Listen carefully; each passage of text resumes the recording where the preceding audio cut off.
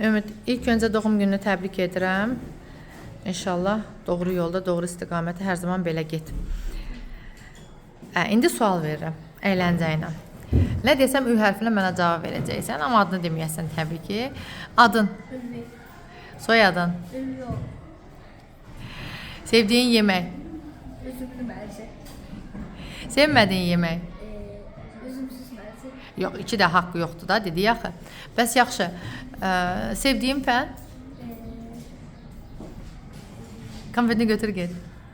Sevdiyin fən? Üzücüsünü dersin. Sevmədiyin fən? Konfetini götür get. Sevmədiyin fən? Üzücüsüz. Götür konfetini get.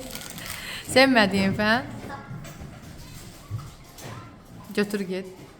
Üzgülük. Sevmədiyin fən? Axı o cavab deyildi, başqa cavab. Götür get.